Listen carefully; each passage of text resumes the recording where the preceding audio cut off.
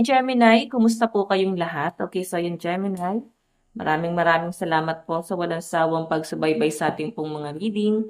And kung ikaw ay bago pa lang sa ating channel, mag-subscribe na po kayo. Then i-click mo na rin yung ating notification bell para lagi kang updated sa ating mga bagong upload, okay?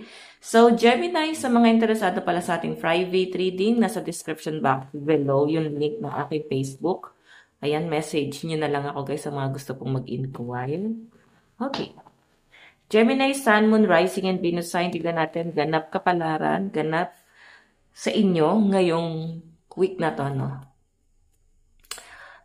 Okay.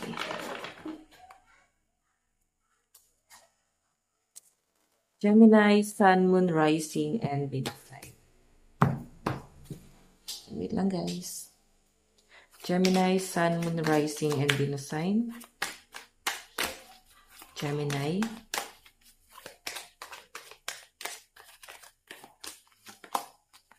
The World. Gemini, nakikita ko sa inyo na unti-unti mong nire-release lahat ng mga negative. Mas pinipili mo na yung peace of mind, no? Nandun ka na sa point na desidido ka na eh. Na parang na-appreciate mo na lahat ng mga bagay na hindi mo na-appreciate before. So, nandun ka na sa point na kontento ka na kung nasan ka ngayon. Masaya ka naman at nag-e-enjoy.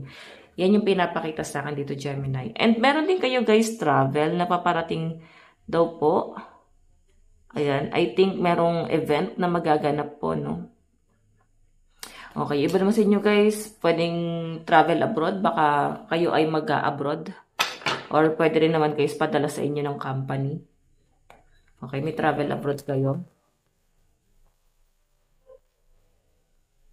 Tignan pa natin guys.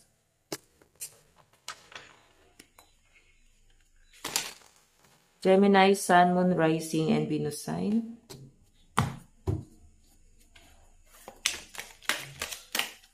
Gemini. Meron tayong 7 of Pentacles. So, yung iba sa inyo guys, medyo nag-worry kapag dating sa finances mo. Okay? Pwedeng sapat naman, nagkakaroon ka naman ng pera. Pero parang mafe-feel mo talaga siya this week na medyo kinakapos, no? Pwede rin naman guys na nagkakaroon kayo ng conflict sa trabaho, hindi ka masyado makapag-focus sa trabaho kasi ang daming distraction, ang daming responsibility.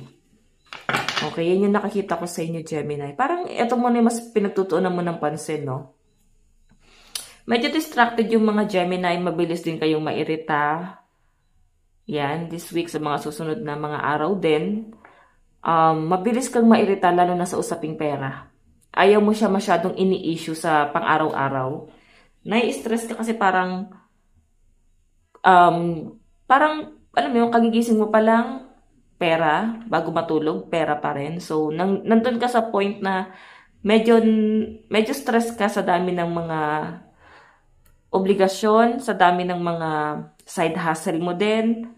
Then, mafe-feel mo din, Gemini, na this week, para kang naghahabol, no? Ayan, no? 7 of Pentacles, naghahabol ka. Magpo-focus ka sa career mo talaga. Para ka naghahabol sa pera. Hindi naman literal na parang hinahabol mo at parang nagmumukhang pera. Hindi ganun yung ibig ko sabihin, guys. Para kang talaga, gumagawa ka ng paraan para magkaroon ka ng sapat, no? Sapat na pera. Kasi marami ka rin guys, ibang pangangailangan na pwedeng hindi mo na guys, parang hindi mo na nabibili para sa sarili mo kasi may ibang bagay kang mas pinagtutuunan. Ayan. Okay, tignan pa natin guys.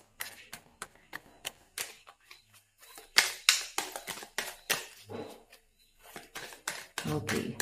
Meron tayong Knight of Swords. May nakikita ako dito guys, medyo naiirita ka siguro sa partner mo yan kasi parang nandun ka sa point na may paghahabol na nangyayari. Parang naiirita ka kasi pwede ikaw yung naghahabol. Pwedeng hindi mo makuha yung gusto mong mangyari para dito sa relasyon na to. Alam mo, parang pinupukpok mo yung person mo para matulungan ka eh. Matulungan ka sa financial. Or pwede rin naman guys na reverse, no? Pwedeng gusto mong sabihin sa kanya na tulungan mo muna ako. no? Magtulungan tayong dalawa. Parang antay mo muna ako makaahon. So, ngayon kasi nandun kayo sa pag-a-adjust, no? Nangangapa ka pa. Okay? Ganun naman talaga guys sa isang relasyon. Kailangan give and take. Okay? Ganun naman talaga. Kasi partner nga kayo. Okay? So, Gemini, tignan pa natin. Meron tayong King of Swords. Parang ang dami mong iniisip. Parang nafe-feel mo rin this week na may ginagawa ka ba? Ganon? Or nakikita ba ng mga tao sa paligid mo na meron ka ginagawa? Or at least na-appreciate ka man lang ba nila? Okay? So, Gemini, ayan, malakas ang energy ng Capricorn, Taurus, Virgo, and kapwa nyo, fire sign, Aquarius, Gemini, Libra. Yan, possible na ka-deal nyo this week.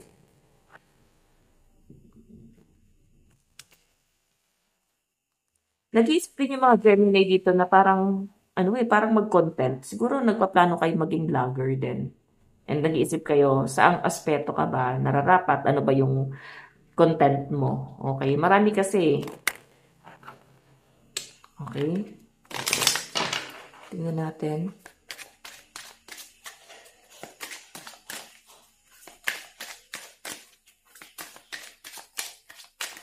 Meron tayong judgment.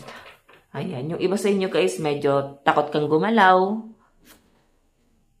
Parang wala ka nang gustong gawin kasi parang feeling mo, pag meron kang ginawa or gumalaw ka man lang, maling kilos mo, mahusgahan ka. Nandun ka na sa point na hindi mo alam kung ano ba yung dapat mong gawin, ano ba yung dapat na action mo.